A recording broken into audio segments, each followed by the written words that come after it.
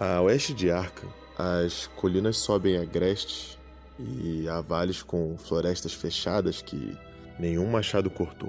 Existem vales escuros e estreitos, onde as florestas e as árvores se inclinam de uma forma fantástica, e onde pequenos regatos correm sem nunca terem recebido sequer um lampejo de um raio de sol. Nas encostas suaves há fazendas antigas e pedregosas, com chalés baixos cobertos de musgo, meditando eternamente os segredos da Nova Inglaterra, sob o abrigo de grandes rochedos. Mas agora estão todos vazios, as largas chaminés desmoronando e as paredes laterais revestidas abaulando perigosamente sob os tetos de gambrel. As pessoas do passado se foram, e estrangeiros não gostam de viver lá. Franco-canadenses tentaram, italianos tentaram, e os poloneses chegaram e partiram. Não por causa de alguma coisa que se veja, ou se ouça, ou se possa manusear, mas por causa de alguma coisa imaginada. O lugar não é bom para imaginação e não traz sonhos repousantes de noite. Deve ser isso o que mantém os estrangeiros à distância, pois o velho M. Pierce nunca lhes contou nenhuma lembrança dos 2 dias estranhos. Amy, cuja cabeça foi um tanto excêntrica durante anos, é o único que ainda permanece, ou que fala dos dias do passado. E ele tem coragem para tanto, porque a sua casa é próxima do campo aberto e das estradas movimentadas em torno de Arkham. Antes, houve uma estrada que corria sobre as colinas e atravessava os vales, passando exatamente onde é hoje a charneca, mas as pessoas deixaram de usar, e a nova estrada foi aberta bem mais ao sul.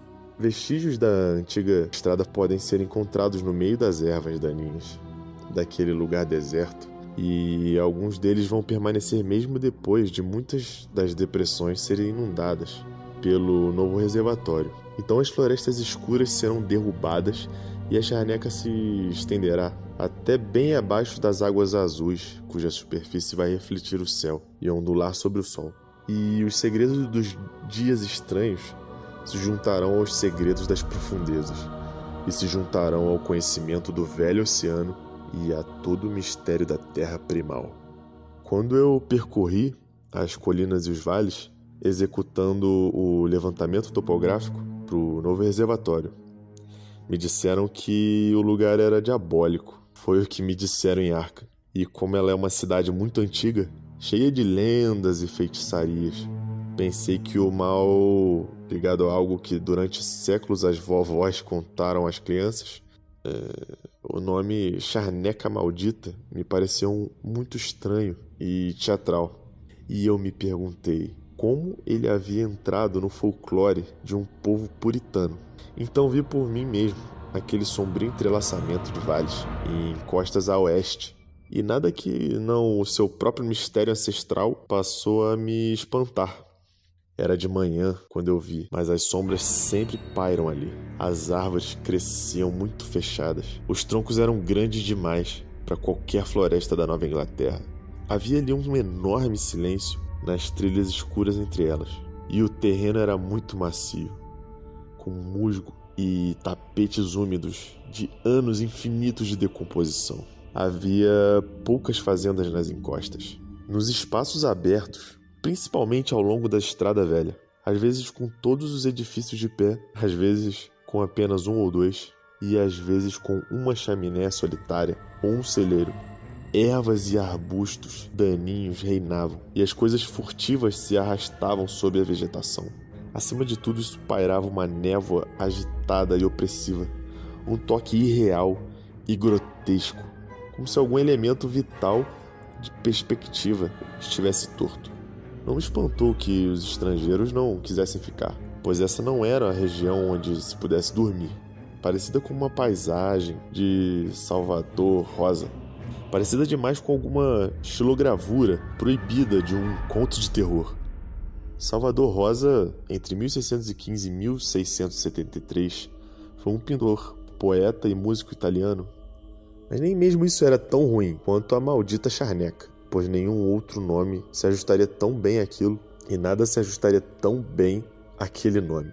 Era como se um poeta tivesse inventado a frase por ter visto exatamente aquela região E ao vê-la, pensei que devia ser o resultado de um incêndio, mas porque nada de novo havia se desenvolvido naqueles 5 acres de desolação cinzenta que se espalhava, aberta para o céu, como um lugar corroído por ácido. Nas florestas e campos, espalhava-se principalmente ao norte da estrada, mas ocupava um pouco do outro lado, e eu senti uma estranha relutância ao me aproximar. Finalmente cheguei, mas apenas porque o meu trabalho me obrigou a atravessá-la e deixá-la para trás.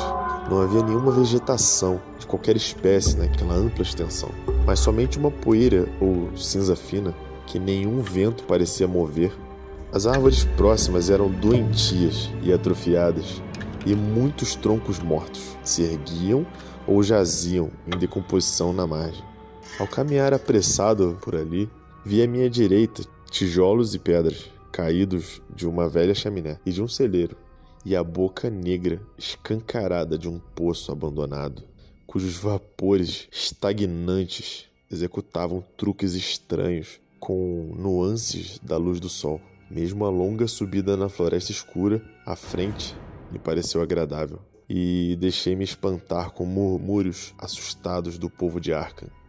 Nunca houvera casa ou ruína nas proximidades, mesmo nos dias antigos. O lugar devia ter sido solitário e remoto, e ao crepúsculo, temeroso de passar novamente por aquele lugar assustador, tomei um outro caminho de volta para a cidade, pela curiosa estrada ao sul. Tive um vago desejo de que algumas nuvens se juntassem, pois uma estranha timidez diante dos profundos vazios no céu havia tomado conta da minha alma. À noite, perguntei aos velhos de Arkham sobre a charneca maldita e o que significava a expressão dias estranhos, murmurada por tantas pessoas. Mas não obtive boas respostas, A não ser que o mistério era muito mais recente do que eu pensava. Não, era uma questão de velhas lendas, mas alguma coisa ocorrida durante a vida das pessoas que falavam. Acontecera durante os 80 e uma família havia desaparecido ou sido morta. Quem contava nunca era exato. E como todos me diziam, para não dar atenção às histórias loucas do velho Amy Pierce, eu o procurei na manhã seguinte, depois de saber que ele vivia sozinho num velho chalé instável, onde as árvores começam a se tornar bem grossas. Era um lugar assustadoramente antigo e já tinha começado a exalar o leve odor miasmático que adere às casas, que permanecem de pé há muito tempo. Só depois de bater com muita insistência, eu consegui acordar o velho, e quando ele veio arrastando timidamente os pés até a porta, percebi que não estava feliz por me ver. Não era tão frágil como eu esperava, mas tinha os olhos abaixados de uma forma curiosa, e as suas roupas mal cuidadas e a barba branca faziam parecer muito abatido e triste. Sem saber como lançá-lo nas suas histórias, fingi um assunto de trabalho e falei a ele do meu levantamento e perguntas vagas sobre o distrito. Ele era muito mais vivo e educado do que eu fora levado a acreditar. Antes que eu me desse conta, já estava entendendo tanto sobre o assunto quanto qualquer pessoa com quem eu tivesse conversado em Arkham.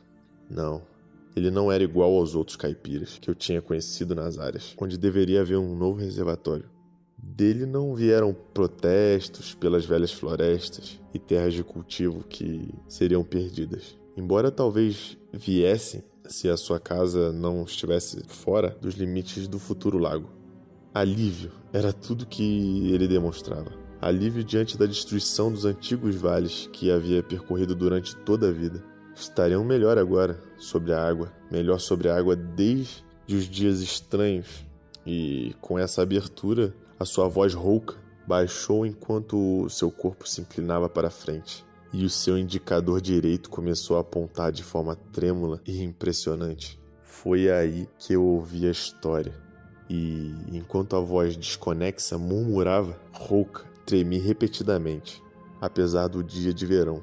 Muitas vezes tive de arrancar o narrador dos seus devaneios, separar pontos científicos que ele sabia apenas por uma lembrança de papagaio meio apagada, ou preencher as lacunas onde o seu senso de lógica e continuidade se rompia. Quando terminou, não me espantei pela sua memória ter falhado um pouco, ou o povo de Arkham não gostar de falar muito sobre a maldita charneca. Voltei correndo para o meu hotel, antes do pôr do sol, pois não queria ver as estrelas nascerem sobre mim, não em campo aberto. E no dia seguinte retornei a Boston para me demitir do meu emprego. Não me sentia capaz de voltar àquele caos obscuro de velhas florestas e encostas, ou de voltar a enfrentar a maldita charneca cinzenta, onde um poço negro escancarava a boca ao lado de tijolos de pedra desmoronados. Bom, agora o reservatório logo vai ser construído, e todos aqueles velhos segredos estarão seguros sob muitos metros de água.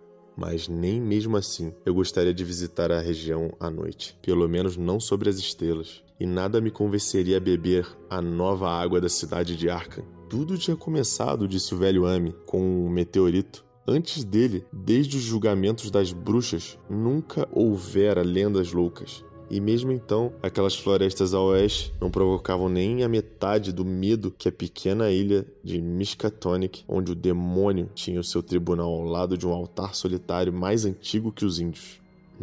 Não havia florestas assombradas, e a sua escuridão fantástica nunca foi terrível antes dos dias estranhos. Então chegou aquela nuvem branca, ao meio-dia, aquela fileira de explosões no ar, e o pilar de fumaça do vale, bem longe da floresta.